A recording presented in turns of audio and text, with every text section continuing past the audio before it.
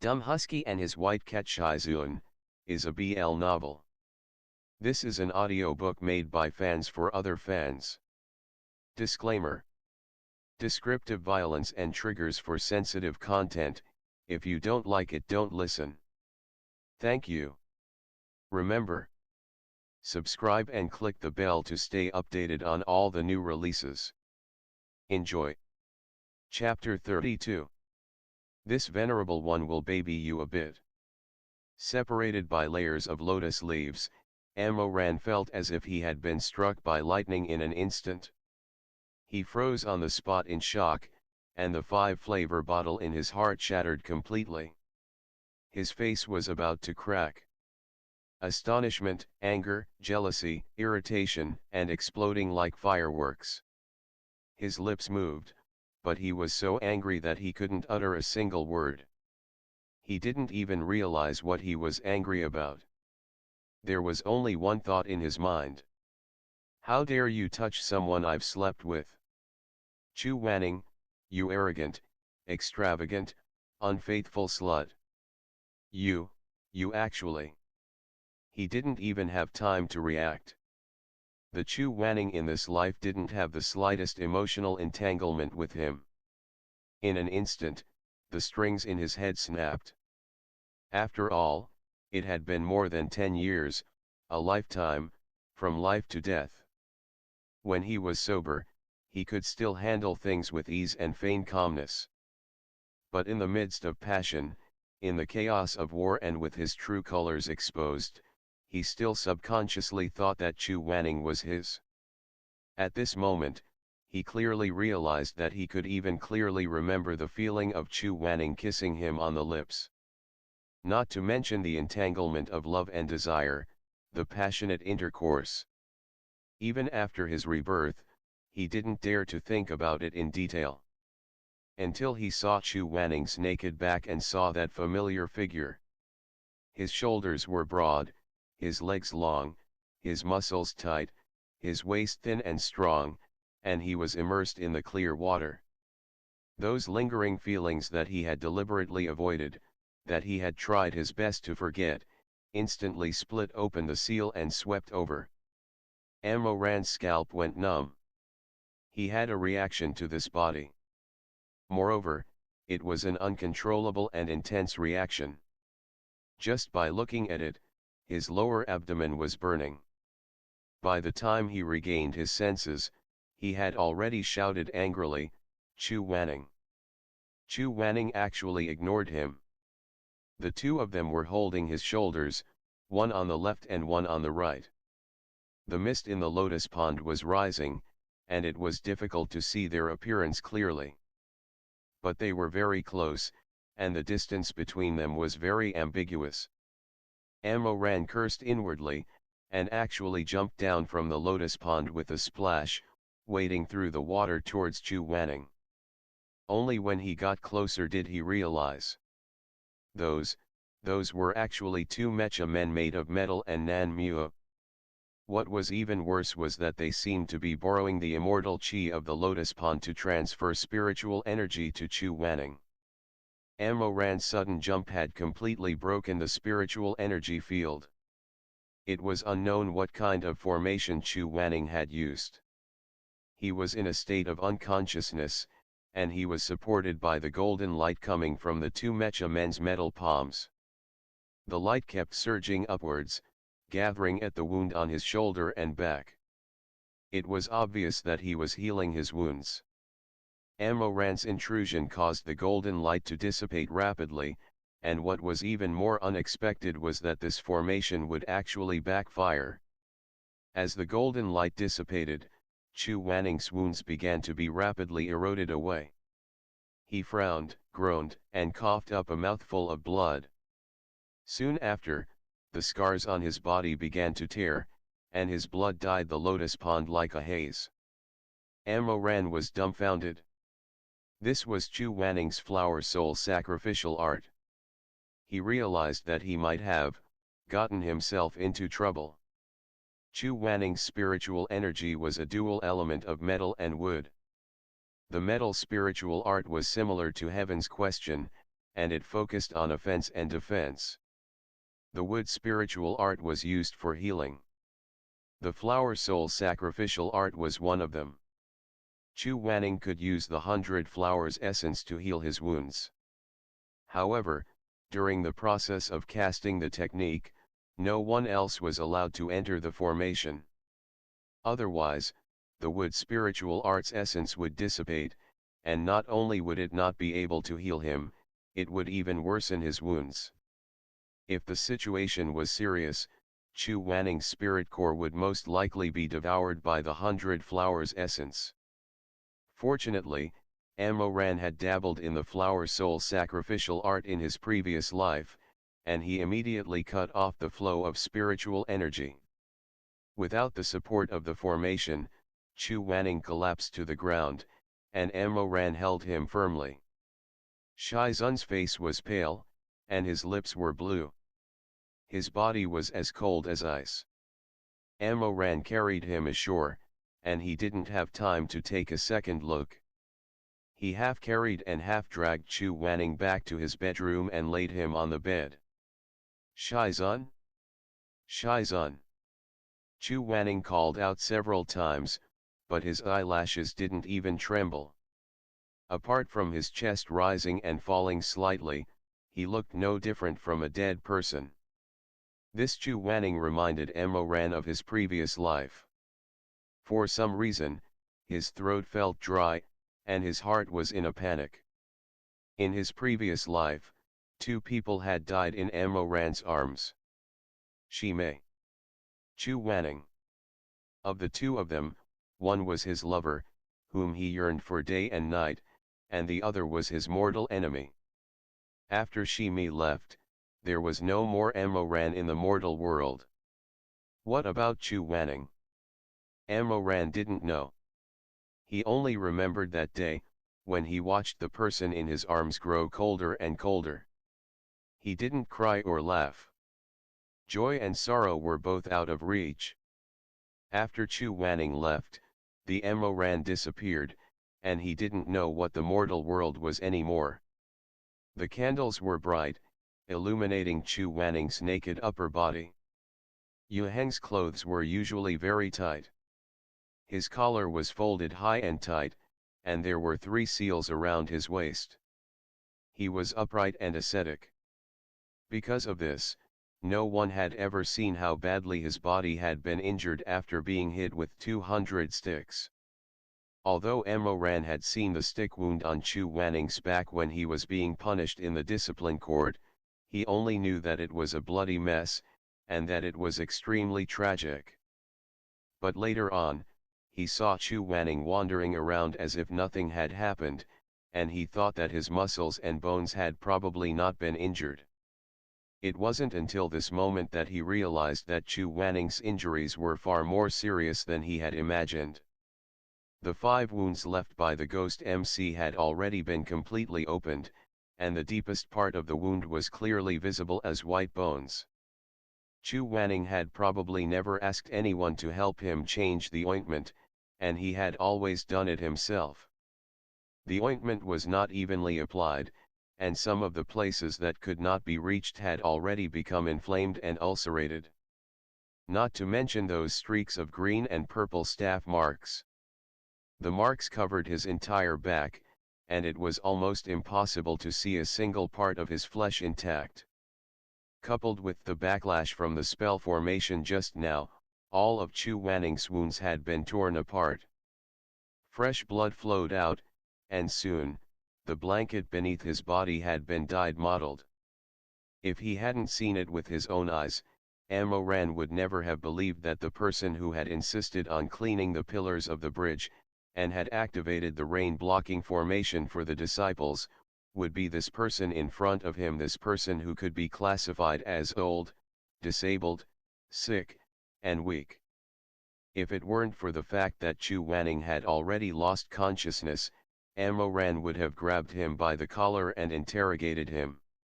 Chu Wanning, do you have a self-esteem problem? Just lower your head and give in, who will stop you? Why do you have to be so stubborn? You're already a grown man, Why don't you know how to take care of yourself and treat yourself better? Why don't you ask others to help you apply the medicine? Why would you rather have two mechas help you with the healing spell formation than ask others to help you? Chu Wanning, are you stupid? Are you stubborn? He cursed inwardly as he quickly pressed on the acupoints to stop the bleeding. Then, he fetched hot water and helped Chu Wanning wipe the blood off his back. He quenched the sharp knife and cut off the rotten skin and flesh. Chu Wanning groaned in pain for the first time, and his body reflexively bounced up. Amoran held him down and said angrily, "What are you humming for? Do you owe me? If you continue humming, I'll stab you in the chest with my knife. You'll die and it won't hurt anymore." It was only at this moment that Amoran could reveal his fiendish nature and yell at him like he did in his previous life. However, there were too many parts of his wound that had turned white and rotted, and he had to clean them up bit by bit. Chu Wanning was panting softly all the time. Even though this person was unconscious, he would still try his best to suppress his pain. He wouldn't cry out in pain, but his entire body was drenched in cold sweat. He had just cleaned himself up, but his body was soaked in sweat. After working for more than an hour, he finally finished applying the medicine and bandaging the wound. Amoran helped Chu Wanning put on his underwear and brought over a thick quilt to cover Shizun, who was burning hot. Only then did he heave a sigh of relief. He remembered that the medicine that Madame Wang had prepared was still sealed in an oil paper bag, so he poured some water into a bowl and brought it to Chu Wanning's bedside. "Come, drink the medicine." With one hand, he picked up the unconscious person and let him lean on his shoulder. With the other, he scooped up the medicine and blew on it. Then, he tried to take a sip. Amoran immediately frowned, and his face twisted into a pucker. "What the hell, why is it so bitter?" But he still cooled the medicine and fed it to Chu Wanning. As a result, after half a spoonful, Chu Wanning couldn't take it anymore. He coughed and spat out the medicine, and most of it splashed onto Amoran's clothes. He knew that Chu Wanning didn't like suffering, and was even afraid of it. But if he was awake, the stubborn Yuhang elder would definitely swallow his disgust and gulp down the medicine in one gulp. At most, he would keep a straight face and secretly eat a piece of candy. Unfortunately, Chu Wanning was unconscious at the moment. Amoran had no choice. He couldn't lose his temper with someone who didn't know what to do.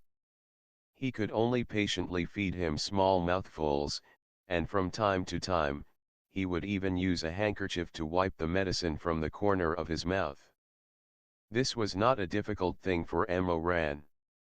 After all, in his previous life, there was a period of time when he would feed Chu Wanning medicine like this every day. Moreover, at that time, Chu Wanning would still resist.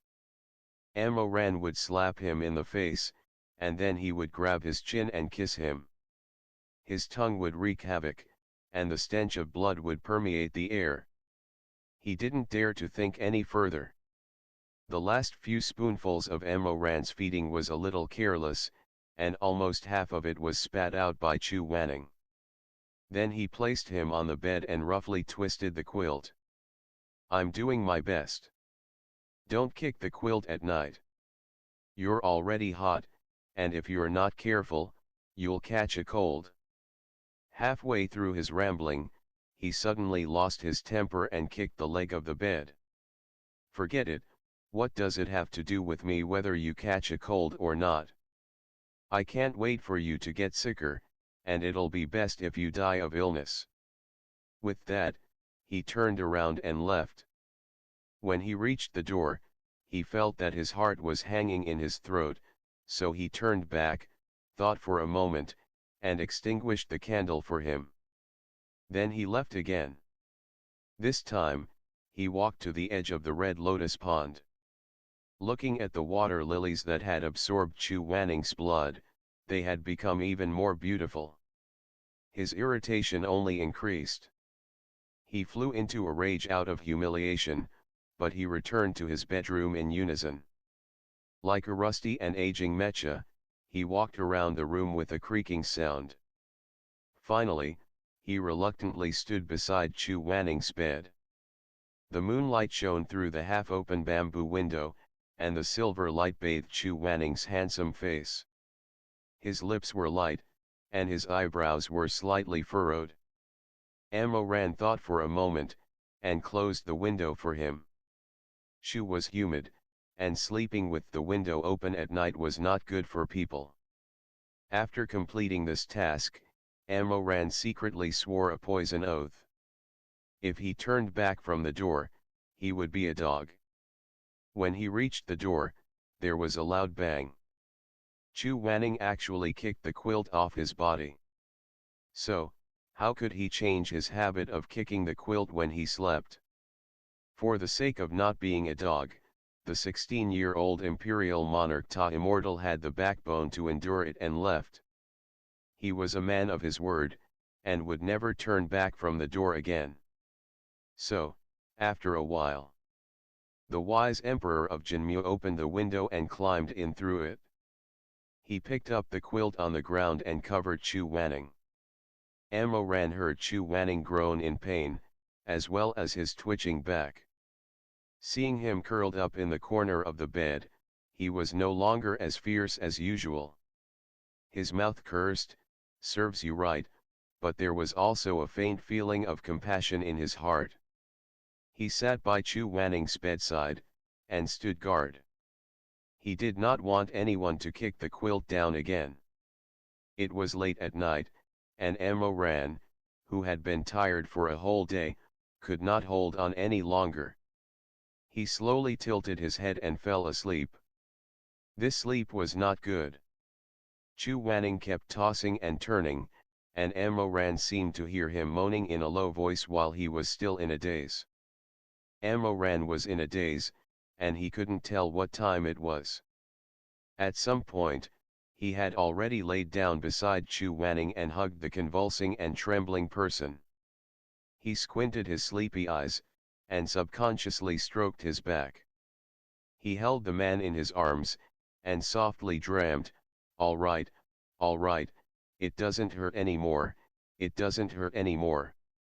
Amoran mumbled to himself as he fell asleep. It was as if he had returned to the peak of life and death in his previous life, to the desolate and spacious palace of Mount Wu. Ever since Chu Wanning's death, no one had ever hugged him and slept with him. Even if it was because of the lingering feelings of hatred, in that cold day after day, it still made his heart clench in pain, and his heart was gnawed by tens of thousands of ants. But no matter how much he thought about it, Chu Wanning could not come back.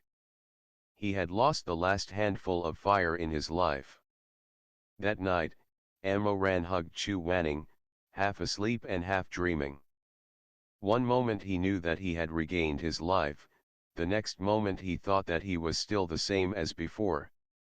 He suddenly did not dare to open his eyes, afraid that when he woke up the next day, there would only be an empty pillow, the cold curtains. In the boundless world, in his long life, he was the only one left. There was no doubt that he hated Chu Wanning. But as he hugged the person in his arms, his eyes became moist. It was the warmth that the 32-year-old Ta Shixiong had once thought he would never find again. "Wanning, it doesn't hurt anymore." Amoran's consciousness was hazy. Just like when he was alive, he caressed the person's hair in his arms and mumbled softly. Just like that, an extremely gentle sentence slipped out of his mouth. He was so sleepy that he did not even realize what he had said or what he had called out to Chu Wanning. Even when he said it, he did not think about it at all. Just like that, Amoran's breathing grew longer and longer, and he fell deeper into his dream. The next morning, Chu Wanning's eyelashes fluttered, and he slowly woke up. His cultivation was strong, and after a night of high fever, he had already retreated. Chu Wanning opened his eyes, his consciousness still a little hazy. Just as he was about to get up, he suddenly realized that someone was lying on the same bed as him. This was a huge shock. Chu Wanning's face turned pale, but he could not remember what had happened the night before. What was worse was that his movement had woken up Emoran as well. The young man yawned, and his smooth and tender face carried a healthy flush of sleep. He lifted his eyelids in a daze, and glanced at Chu Wanning. He mumbled, "Ah. Let me sleep a little longer. Since you're awake, go and cook me a bowl of egg blossom and lean meat porridge." What nonsense was this? Talk in your sleep? Emoran was still in a daze. Seeing that Chu Wanning did not move, he did not urge Chu Wanning to get up and cook porridge. Instead, he smiled lazily, reached out his hand, and pulled Chu Wanning's face, and kissed him on the lips in a familiar way. "It's fine if you don't want to get up. I just had a nightmare. In my dream." Sigh. "Let's not talk about it anymore." He sighed, and hugged the man who was completely stiff. He rubbed his chin against the top of the man's head in his arms, and mumbled, "Chu Wanning, let me hug you again." End of the chapter. Stay tuned for more BL.